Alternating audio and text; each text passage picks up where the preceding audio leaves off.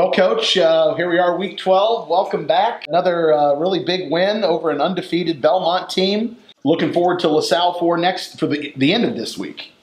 Yeah, no, it was a good win for us to come out in front of our home crowd, and get the seniors to walk off the field for the last time with a good taste in their mouth.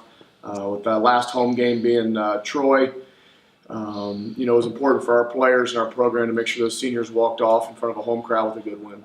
And a great scene on the court square on Thursday night as the community pep rally took off with the entire team there, the band and the choir. Talk a little bit about that. No, that was really, really neat how we were able to do that. We usually practice at 7 o'clock on Thursdays, but we held a little earlier practice, and the bus came and picked us up, and we went down there as a team, as a unit, coaching staff, ball boys, water girl, everybody went down with us, and it was really, really neat to be able to walk from underneath the marquee at the movie theater and walk down the street. And then the most special part was being able to turn up the court square and walk in between all the fans and clapping and walk up the steps. And it was a pretty neat atmosphere and a pretty neat special occasion. Absolutely. So now focusing on the game, we come out in the first quarter and both teams score 2 touchdowns. They score first and then we answer. They score and we answer again, both on Bowser touchdowns. How important was that to show them we could score on them, even for them or for us? Yeah, I said all week that we were going to find out real quick in the first 5 or 6 minutes how this game was kind of going to go, whether they were legit and whether we were legit and all that kind of stuff. And I guess we found out pretty quickly that both teams could do some things. We kept telling our kids all week, they're going to make us look really, really silly at times, whether we're on offense, whether we're on defense, special teams. There's going to make some times where they're going to have really, really good plays and make us look really, really bad. But we just had to keep weathering the storm, keep persevering through some of those tough times. And, we saw a little bit of that in the first quarter. And then in the second quarter, a couple more touchdowns. One of those touchdowns by Caleb Harris, who had one later in the game. He's kind of been a jack of all trades for you this year. Hasn't seen a whole lot of touches on offense, but nice for him to get a couple of touchdown receptions. Yeah, he really doesn't come off the field for us. He definitely plays more than anybody else on our team.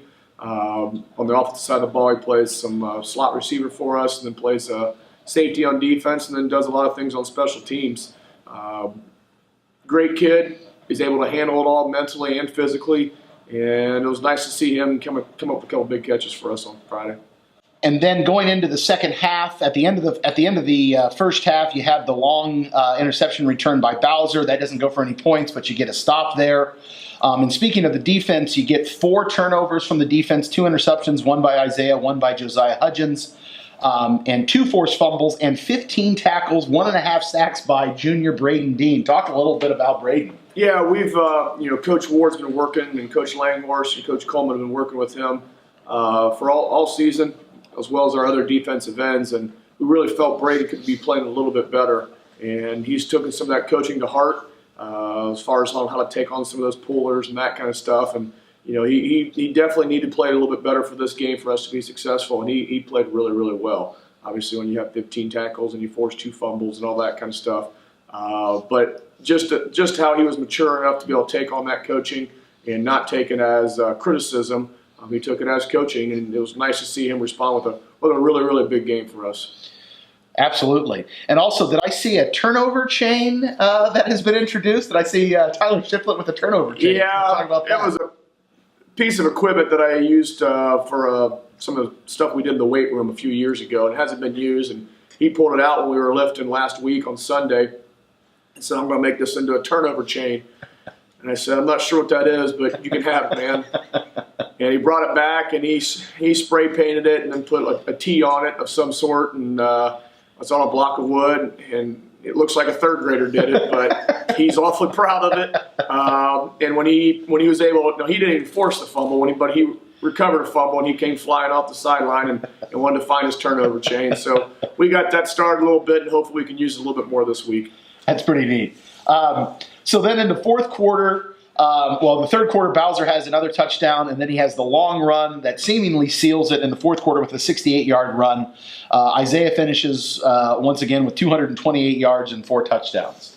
No, and I still think the most incredible thing was that interception that didn't ended up going. I mean, I think he still got credit for a 94-yard return, but I think that was the loudest I've ever heard that place when he picked the ball up before half and tried to return it 94 yards for a touchdown, ended up getting tackled on the one. That was a pretty incredible moment. He just ran out of gas, and they had some guys at better angles than him. But overall, his effort, once again, you're running out of adjectives to describe him as an athlete and him as a person. And it was a pretty incredible night for him, and we definitely needed him. And then finally, the last touchdown, a little bit of a snafu. We run out of bounds on third down, so the clock stops. So you've got fourth down, only up 6, I believe, and it's 4th and 15, 4th and goal from the 15. And Andre does what Andre does and does a nice little throws a nice little pass for a touchdown. Yeah, obviously it would have been a lot better if we would have stayed in bounds, but sometimes those things happen.